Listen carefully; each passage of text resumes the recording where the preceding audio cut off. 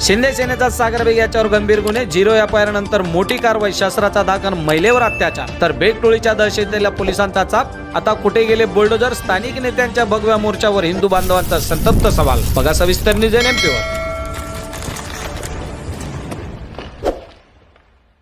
नमस्कार प्रेक्षकांनो, news NMP मध्ये आपले सर्वांचे पुन्हा एकदा स्वागत. मंडळी, आज आपण बातमी होणार होती श्रीरामपूर शहरातून आणि बातमी आहे ती एकेकाळी शांत आणि संयमी म्हणून ओळखले जाणारे श्रीरामपूर शहर पुन्हा एकदा धक्कादायक आणि संतापजनक घटनेने हादरले आहे.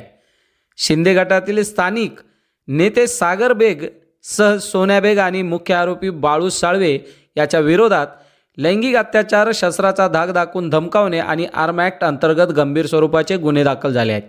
या घटनेमुळे संपूर्ण अहिल्यानगर जिल्ह्यासह राजकीय आणि सामाजिक वर्तुळात एकच खळबळ उडाली आहे. काही दिवसापूर्वीच सागर बेगचा भाऊ सोन्या बेग याच्यावर अल्पवयीन मुलीवर लैंगिक अत्याचार केल्याप्रकरणी पोक्सो आणि बलात्काराचा गुन्हा दाखल झाला होता. हे प्रकरण ताजे असतानाच आता श्रीरामपूर पोलिसात आणखी एक गंभीर गुन्हा दाखल झाला आहे, ज्यामध्ये मुख्य आरोपी बाबू साळवे आहे. त्याच्यावर एका महिलेवर लैंगिक अत्याचार आणि बलात्कार केल्याचा गंभीर आरोप, तर दुसरा आरोपी हिंदुत्वादी नेता सागर बेग याच्यावर पीडितेला शस्त्राचा धाक दाखवून जीवे मारण्याची धमकी दिल्याचा आरोप आहे. तर तिसरा आरोपी सोनू बेग याच्यावर BNS च्या विविध कलमांसह आर्म ॲक्टनुसार गुन्हा दाखल झाला आहे. सदर प्रकरणाची सुरुवात शिर्डी येथून 0 FIR पासून झाली.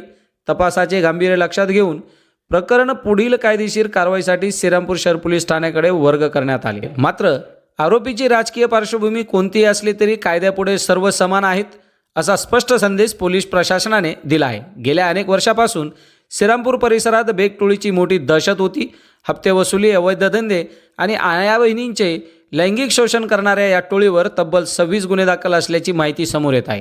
स्वतःचे काळे कारनामे झाकण्यासाठी हिंदुत्वाचा बुरका पांघरणाऱ्या आणि तरुणांना गुंडगिरीकडे ढकलणाऱ्या या टोळीला राजकीय वरदहस्त लाभल्याचा आरोप श्रीरामपूरच्या स्थानिक नेते आणि नागरिकांकडून केला जात आहे.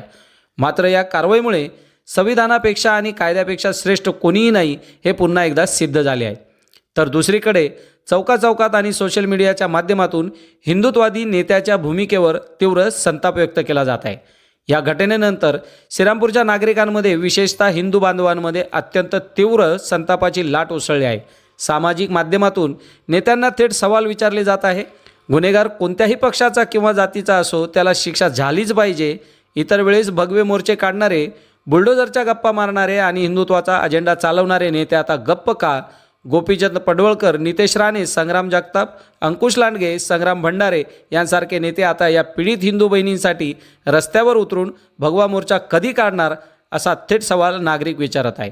काही दिवसापूर्वी माजी खासदार सुजय विखे पाटील शिर्डीत बोलले होते की कोणीही या सगळ्या भागांमध्ये मुलींची छेड काढताना सापडला, कोणीही या भागांमध्ये कुठल्याही प्रकारे मोठे गुन्हे किंवा कृत्य करायचं सापडलं तर स्वतः आतमध्ये JCB घेऊन घर पाडून टाकायला शब्द पण सुजय विखेचा. त्यामुळे आता माझं ते लेकरू आणि दुसऱ्याचं ते कार्ट या म्हणीप्रमाणे नेत्यांची दुटप्पी भूमिका आता उघडी पडली असून या नराधमावर कठोर कारवाई करून प्रशासनाने बुलडोजर चालवावा अशी जोरदार मागणी होत आहे.